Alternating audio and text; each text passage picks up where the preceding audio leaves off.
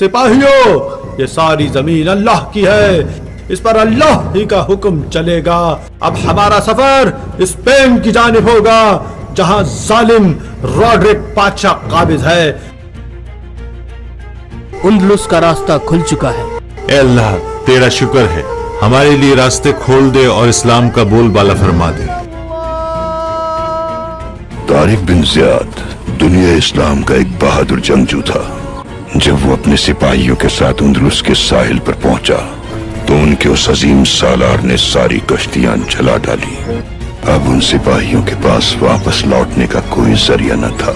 उंदलुस को फतह होना था या उन सब की शहादत थी। यूरोप को हमने बेदार किया। हस्पानिया की यूनिवर्सिटियों से इल्म, हुनर, फलसफा, साइंस, रियाजी, मेडिसिन, ये सारी चीजें हमने सिखाई। ये ख्याल रखना, तलवार से जमीन तो फतह होगी, लेकिन लोगों के दिल हमारे अखलाक और किरदार से ही फतह होगी। हस्पानिया, तू खून मुसलमान का अमी है, मानिंदे हरम पाक है तू मेरी नजर में। इंसानी तारीख मुख्तलिफ इकवाम के अरूज ज़वाल की दास्तानों से भरी पड़ी है। एक कौम का ज़वाल दूसरी कौम के अरूज का सबब बनता है, और जब कभी कोई कौम दूसरी कौम पर गालिब आती है तो वो उस कौम पर असर अंदाज होती है और अपने तहजीब और सकाफत, दीन और मज़हब के गहरे असरात छोड़ती है। इसकी एक मिसाल उंदलुस यानी मुस्लिम स्पेन है, जिस पर मुसलमानों ने तकरीबन 800 सालों तक बड़े जाहो जलाल के साथ हुकूमत की और मुस्लिम तारीख के एक सुनहरी दौर का आगाज किया।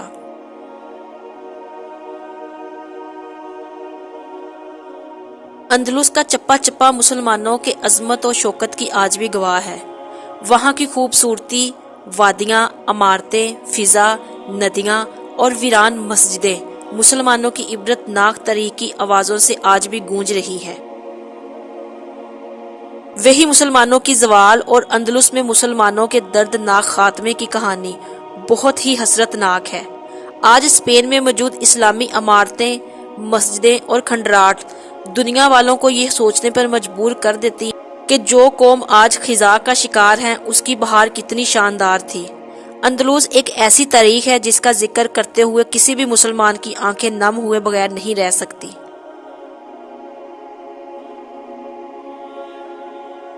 छठी सदी ईस्वी में इंसानियत के रहनुमा हजरत मोहम्मद सल्लल्लाहु अलैहि वसल्लम ने अरब के शहर मदीना में एक चिराग रोशन किया, जिसका मकसद पूरी दुनिया में फैले जुल्म जबर और जहालत के अंधेरों को दूर करना था और खुदा के बंदों को बादशाहों की गुलामी से निजात दिलाकर खुदा से जोड़ना था। हजरत मोहम्मद सल्लल्लाहु अलैहि वसल्लम की हयात मुबारका से ही आपके साथियों ने अरब के बड़े हिस्से को फतह कर लिया और 100 सालों के अंदर मुसलमानों ने मदीना शहर से निकलकर रूम और फारिस की 1000 साल हुकूमत को गिरा कर रख दिया। इस्लाम की हुकूमत 3 बड़े आज़मों पर कायम हो चुकी थी, जिसका मगरबी किनारा अटलांटिस और मशरकी किनारा सिंध तक फैल चुका था। इन फतूहात का पूरी दुनिया में मजहबी, फौजी और कल्चरल असरात पड़ा था, जो बहुत गहरा था। मगरबी इलाकों में रोमन हुकूमत के खात्मे के बाद मुसलमानों ने बड़े आज़म अफ्रीका में कदम रखा और कुछ ही अरसे में मिस्रिया जैसे अहम शहर को भी फतह कर डाला। 711 ईस्वी तक अफ्रीका का शुमाली हिस्सा मुस्लिम खिलाफत का हिस्सा बन चुका था। उस वक़्त मुस्लिम दुनिया की भाग दौड़ बनु उमैया के हाथों में थी, जिन्होंने दमिश्क शहर को अपना दारुल सल्तनत बनाया हुआ था।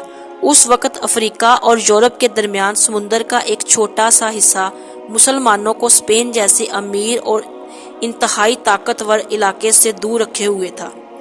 उन दिनों स्पेन में कूती हुकूमत कायम थी, जो एक ईसाई हुकूमत थी। 711 तक स्पेन में कूती बादशाह विरजा तख्त नशीन था। उस वक़्त स्पेन की अवाम बदहाल थे, उमरा अयाश परस्त थे, निचला तबका हुकूमत के टैक्स से परेशान थे। आम लोगों की हालत गुलामों से बदतर हो चुकी थी। यहाँ तक कि पादरी और मजहबी रहनुमा भी लोगों पर जुल्म ढाते और अवाम उनसे बदजन हो चुके थे। मजलूम अवाम किसी तरह भी अपने हुक्मरान से निजात हासिल करना चाहते थे।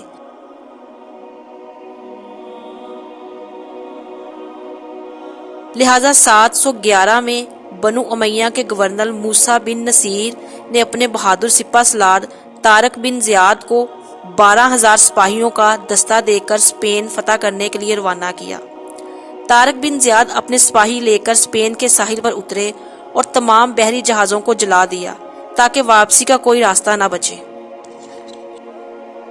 مسلم سپاہیوں کے پاس اب صرف 2 ہی راستے باقی تھے، فتح یا شہادت۔ چنانچہ 1 لاکھ مسیح لشکر سے مسلسل 8 دنوں تک جنگ ہوئی اور صرف 12,000 مجاہدوں کے سامنے مسیحوں کی عظیم فوج بھاگ کھڑی ہوئی۔ اس طرح اسلامی لشکر کو فتح نصیب ہوئی۔ اس کے بعد غرناطہ اور شمالی اسپین بھی فتح ہو گئے اور اسپین کے بڑے حصے پر اسلامی جھنڈے لہرا دیے گئے۔ بہت ہی کم وقت میں مسلمانوں نے پورے اسپین کو فتح کرنے میں کامیاب ہو گئے۔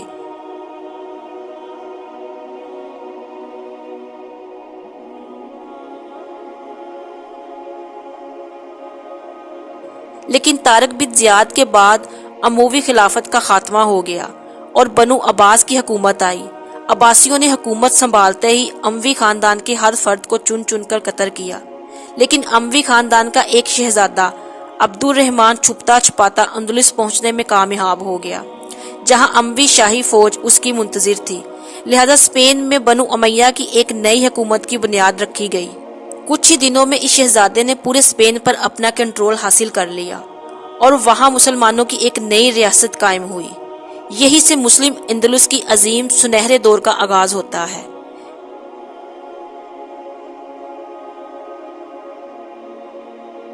اس زمانے میں بے شمار عربی اور بربر لوگوں نے اندلس ہجرت کی۔ اسلام کی اشاعت و تبلیغ پر زور دیا گیا۔ خلیفہ نے غرناطہ شہر کو حسین ترین بنا دیا۔ ہزاروں مدرسے، کتب خانے، مسجد تعمیر کروائی گئی اور اعلیٰ تعلیم کے لیے 4 بہترین یونیورسٹیاں تیار کی گئی۔ جب یورپ ایام جاہلیت یعنی ڈارک ایج میں تھا، اس وقت اندلس میں مسلم سائنسداں اور ماہرین جدید سائنس اور ٹیکنالوجی میں ترقی کے اونچائی کو چھو رہے تھے۔ انسانی تاریخ میں سب سے پہلا کامیاب آپریشن اندلس کے مسلمان طبیب ابو القاسم نے کیا تھا۔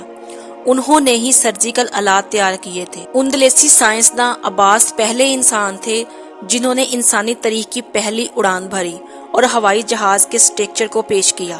ریاضی، جیومیٹری اور کیلکولیشن میں بھی اندلسی مسلمان ریاضی دانوں کا اہم کارنامہ ہے، جنہوں نے عربی اعداد کی ایجاد کی، جس کی مدد سے بعد میں یورپ میں گنتی اور اعداد و شمار کی بنیاد رکھی گئی۔ وہ گھڑی جس میں 12 گھنٹے دکھائے گئے، وہ بھی اندلس کے سائنسداں ابن کاتب نے تیار کیا تھا۔ ابن رشد، جنہیں جدید فلسفے کا بانی قرار دیا جاتا ہے، ان کا تعلق بھی اندلس سے تھا، جنہوں نے ارسطو کے فلسفوں کو دوبارہ زندہ کیا اور جدید فلسفے کے نئے انداز میں پیش کیا۔ اسی طرح کی سینکڑوں مثالیں جنہیں اگر ایک جگہ تحریر کیا جائے تو صفوں کے صفحے بھر جائیں گے۔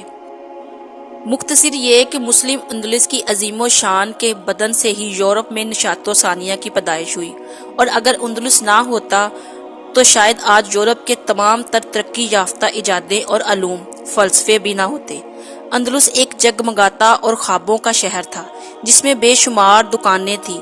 صارفین کے لیے بیش قیمت اور من پسند چیزیں بنائی جاتی تھی۔ قرطبہ میں چمڑا، ریشم، کاغذ اور کرسٹل پیدا کیے جاتے تھے، جس کی تجارت یورپ اور مسلم دنیا کے ساتھ ہوتی تھی۔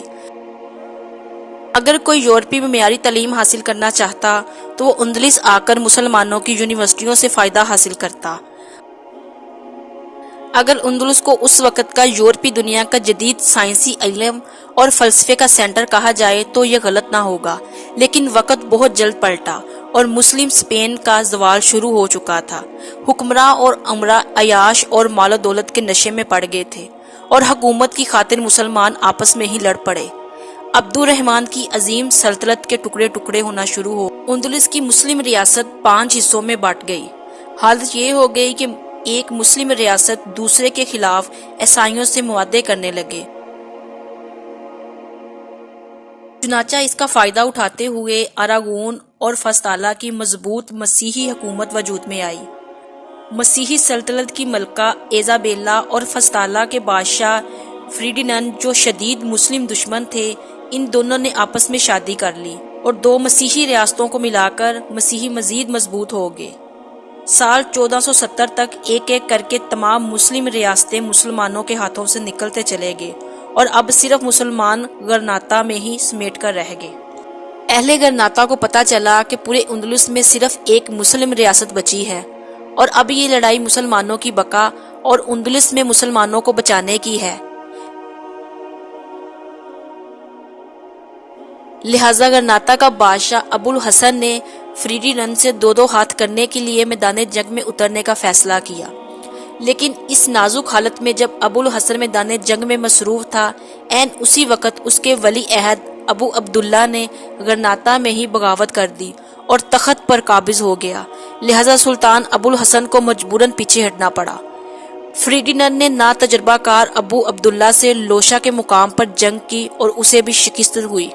عیسائیوں نے مسجد قرطبہ کو گرجا میں تبدیل کر دیا۔ فریڈیننڈ نے ایک فرمان جاری کیا جس کے مطابق اگر کوئی مسلمان عیسائیت قبول کرنے سے انکار کرتا ہے تو اسے اسپین سے نکالنا ہوگا۔ مسلمانوں کی زمین و جائیداد اور مال لوٹ لیے گئے۔ عربی زبان پر پابندی اور عورتوں کے لیے حجاب استعمال نہ کرنا لازمی قرار دیا گیا۔ مسلمانوں پر ظلم کے پہاڑ ڈھائے گئے۔ اسی طرح مسلمان مجبور ہو کر اندلس سے مختلف ملکوں میں ہجرت کر گئے، جبکہ لاکھوں مسلمانوں کو ہجرت کے دوران ہی قتل کر دیا گیا۔ یہ 2 جنوری سال 1492 کا دن تھا۔ اندلس میں مسلمانوں کے زوال کا آخری دن آ چکا تھا۔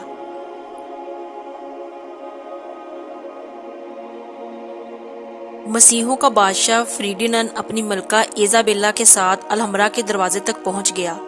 ابو عبداللہ نے اپنے آباء و اجداد کی قبریں کھودی اور ان کی ہڈیاں نکالی، انہیں صندوق میں بھرا، پھر خزانے اکٹھے کیے اور پھر خاندان کو ساتھ لیا اور الحمرا کی چابیاں لے کر باہر آئے۔